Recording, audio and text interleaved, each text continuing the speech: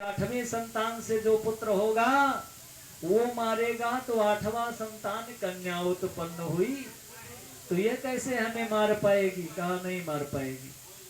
भोजराज कंस कहा कि बहुत मैंने वध कर डाला, इनके बालकों का छोड़ दें इसे तो ठीक है, रहने दीजिए।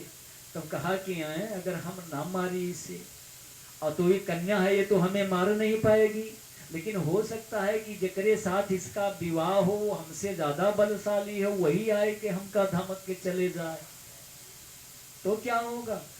तो इसलिए जो है इसका छोड़ना ठीक नहीं है। भगवत प्रेमियों तुरंत जो है पकड़ लिया, और पकड़ने के बाद भगवत प्रेमियों देवकी का हाथ पकड़ा, कहा नहीं बहन इस कन्या को दीजिए, और छोड़ लिया भगवत प्रेमियों। और जैसे और बालकों को मारा था उसी के भांति मारने की चेष्टा किया, जैसे पैर को पकड़ा तैसे उस समय में क्या हुआ भगवत प्रेमियों कि योग माया को जैसे घुमा करके और पटकना चाहा, तैसे योग माया ने एक पैर खाली था, बस उसी से एक लात उसी मस्तक पे प्रहार किया।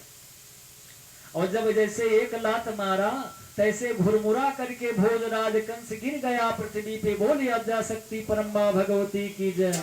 और जैसे गिरा तैसे हाथ से छूट गई, और उस समय में पहुंच गई आकाश मंडल में, और कहा कि अरे मूर्ख किंग मया हतया मंदे जाता खलतान कृत यत्र क्वाया पशु शर्मा हिसी के प्रमाण या वृथा। अरे तू क्या मुझे मारेगा दुष्ट, तुझे मारने वाला ब्रज में अवतार ले चुका। भोजराज कंस कहा कि देवता लोग झूठ के ऊपर झूठ बोलते जा रहे हैं। बताया कि 8वें जो है 8वें संतान से जो पुत्र होगा तो वो मारेगा, वो कन्या पैदा हुई। अब यहाँ योग माया बता रही है इस कन्या को मारना चाहा, तो वो जो है आदिशक्ति देवी निकली, और वो जो है आकाश मंडल से बतला रही है कि ब्रज में अवतार, तो ब्रज 84 कोस लंबा चौड़ा। अब ब्रज किस गांव में अवतार लिया, मैं कहाँ ढूंढूं अपने शत्रु को। अब आकाश मंडल में जब पहुंची तो देखा भगवत प्रेमियों उस समय 18 भुजा सिंह पे सवार, शंख है, चक्र है, गदा है, आयुध है, पदम है इत्यादि धारण किए हुए। और वहां से जो है इतना कहने के बाद वही जो है आदिशक्ति देवी जो है अपना स्थान बनाया कहाँ, विंध्याचल। बोले विंध्यवासिनी की जय। इनका एक नाम और पड़ा भगवत प्रेमियों, क्या इनका एक नाम और है जो आज हमारे यहाँ विख्यात है। नंद के यहाँ इन्होंने जन्म लिया, इसलिए नंदा नाम से विख्यात हुई। आज सुन रहे हो जो इधर उधर स्थान जो है ये वही देवी है, इनका नाम पड़ा नंदा। नंद के यहाँ जन्म हुआ इसलिए नंदा नाम से जो है कलयुग में संसार में विख्यात हुई। और भगवत प्रेमियों इतना कह के चली गई। अब इधर जो है भोजराज कंस जो है बहुत दुखित हुआ, शर्मिंदा हुआ, वसुदेव और देवकी के सामने गिड़गिड़ाने लगा, रोने लगा। कौन ऐसी संसार में नारी है भगवत प्रेमियों की जिसके पुत्रों को प्राणी मार डाले और वो क्षमा याचना करे, उसको माफ कर दे।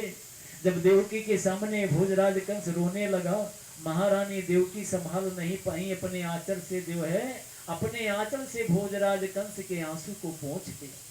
कहा भैया इसमें तुम्हारा दोष नहीं, हमारे कर्म का दोष है।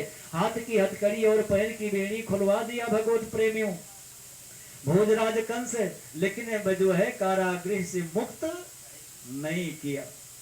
और जब कारागृह से मुक्त नहीं किया, अब इधर क्या हुआ भगवत प्रेमियों, इधर जो है ये खेल होते होते सुबह हो गई, और इधर आवाज सब फैल गई कि यशोदा के पुत्र हुआ भगवत प्रेमियों। अब जब यशोदा के पुत्र हुआ तब यानी 84 कोस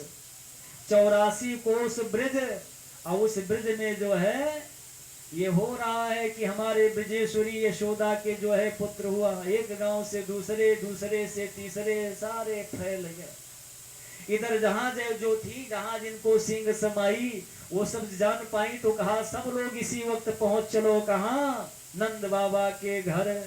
अब तुरंत जो है दूध दही मेवा मिष्ठान, अपने अपने बछिया जितनी थी गौवे की छोटे जो है बछड़े लोग, सबको हल्दी का टीका लगाया, सुंदर वस्त्र ओढ़ाया, और ओढ़ाने के बाद सब लोग यहाँ से जो है चलते हैं। जब सब चलने लगे तो भैया सुबह के टाइम नाश्ता पानी की समय, और घर के जितने ये चैतन्य जीव थे ये तो सब यानी स्त्रियां लोग एक घर की नहीं रुकी, सब चलने लगी। और बुढ़े लोग जितने थे वो बेचारे क्या करें,